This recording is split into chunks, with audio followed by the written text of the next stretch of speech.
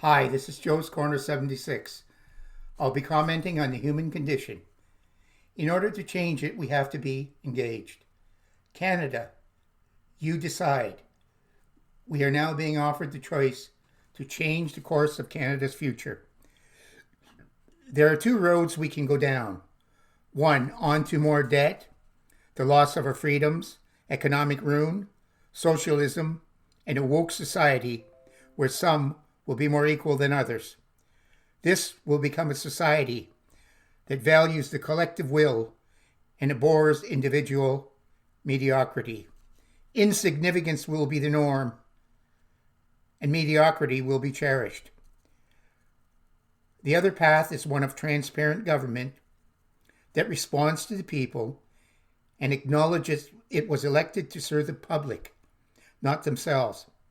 It knows it's your money, not theirs, and they are accountable to you.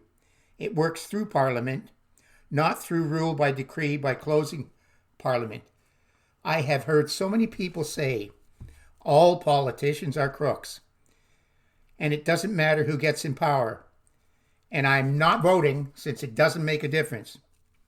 You can make a difference by voting for change, and you should know how many ridings were won or lost by less than a few hundred votes. I'm really tired of people bitching about the government's actions. And when I ask if they voted, they say no. I feel like saying to you, you got what you deserve.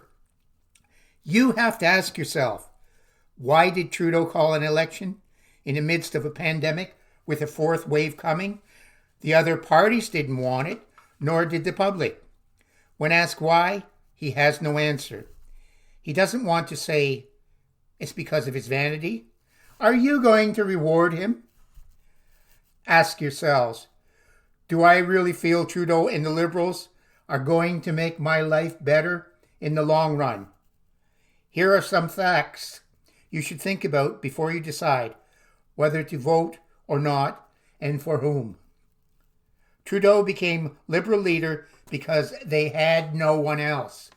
And so the party thought, let's hope the name will do something for us. And it did.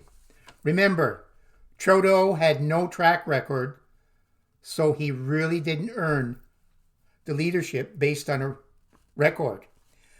When he picked his cabinet, he was asked why half were women, and he said, because it's 2015. An intelligent leader would have looked at the talent available to him and chose the best candidate regardless of sex. He didn't, and in many cases, some of the choices rose to the levels of their own incompetence.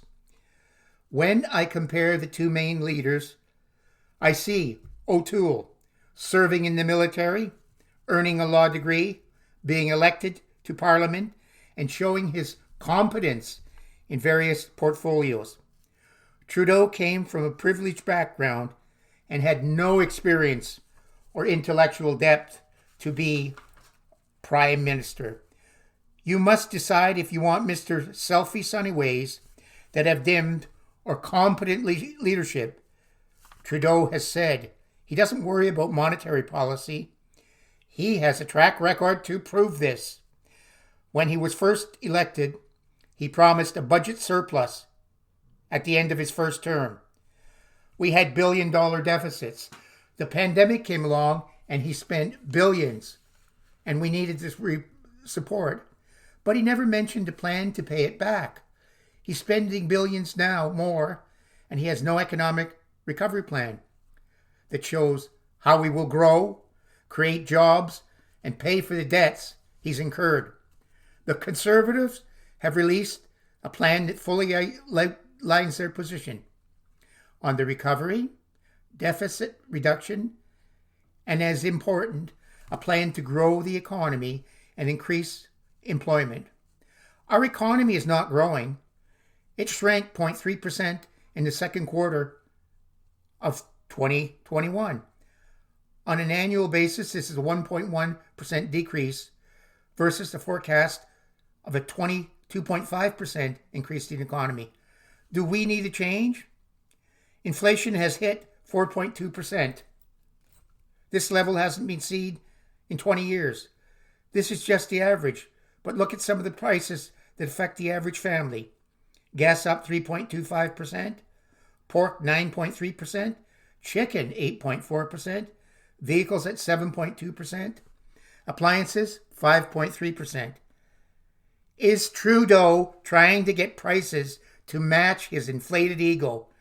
Interest rates are at a historic low now, but be very aware of what happens when they increase. Trudeau doesn't care. Promises to Indigenous people have not been met in the areas of clean water, housing, and settlement of land claims, as well as any real progress in the murder of Indigenous women. He is great at showing grief over the buried children, but does nothing about the living. The Conservatives want to work with the Indigenous people to improve their economic lot through getting them involved in the resource sector and other areas so they can achieve economic prosperity.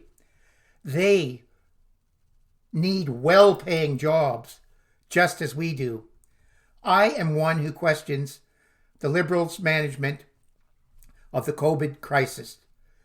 Based on the information available to them, we should have closed our borders in January and not used political correctness to lecture the population that our attitudes were racist and there was no real danger.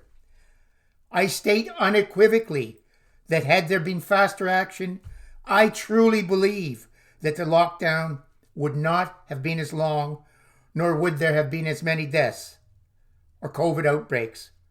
Mr. Trudeau claims to be a feminist. Here are a few incidents that confirms he's not.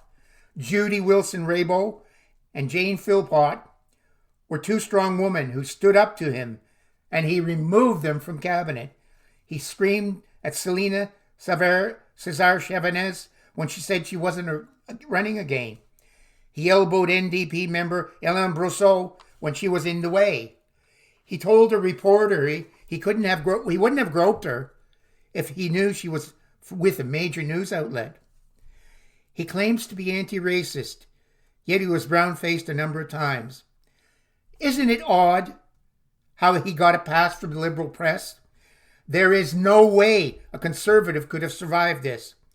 I'm so tired of Mr. Two-Face lecturing me on what a racist society we live in. He tried to rely on the Chinese for a vaccine, and he turned him down. We didn't really get any action until June. We were at the end of the line for vaccines, and we were lucky to get enough. Don't let Trudeau claim he did a great job in managing the pandemic. It was just luck. We're not out of the woods yet, with a fourth wave coming. Just how many COVID cases are still coming into Canada? I don't know. He said carbon taxes wouldn't increase beyond $50. But they are on track to go to $170 per ton. He, along with all previous governments, have never met the targets they set, and neither will he. Here, all of the politicians need to acknowledge that fossil fuels are here to stay until 2040 or longer, and that the proposed wind and solar energy are not strong enough to meet our energy needs. Hydro, nuclear, and natural gas are what we need to reduce carbon emissions now. Tell the climate fascists that. A plan that involves the public, industry, the government, and shows a renewable energy that is reliable and affordable has to be developed. Let's make sure we demand that our pipelines be built to transport our oil and natural gas to the world. We produce the cleanest energy in the world. Our natural gas can replace coal and cut carbon emissions. We need the economic boost to fund our social and health programs, as well as the job creation it will bring. And let's publicly state that China produces 27% of the pollution, and it has to change along with Russia, the US, and India to see a real change in carbon emissions. Trudeau has said he admires the basic Chinese dictatorship. Our two Michaels have spent 1,000 days in a Chinese prison. Why isn't Meng Wanzhou in Canadian prison? Trudeau has not condemned the Chinese government strong enough. He hasn't told Huawei that they will not provide 5G service to Canada. Why not? He hasn't stated that his government will go all out to find alternative countries to trade with who are more in line with our values. He has not spoken about the two Chinese scientists who were fired and why. He hasn't come out and told the universities to cut their ties to any Chinese-funded programs. O'Toole has taken a firm stand on China. Trudeau should hang his head in shame over his handling of Afghanistan. We made promises to the people who helped our military. We said, we have your back. He knew well in advance that these people had to be gotten out. Many were left behind, and they faced death or severe punishment. He has lost the confidence of our allies, and he seems to have no real use for our military based on his actions towards veterans and his handling of the purchase of new equipment for the military. His government has not listened to the legitimate concerns about immigration and their impact on Canada. All Canadians need a voice in this.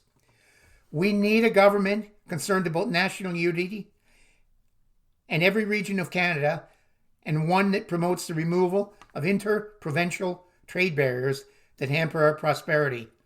I'm asking you to think with your head, not your heart. It's been broken twice already.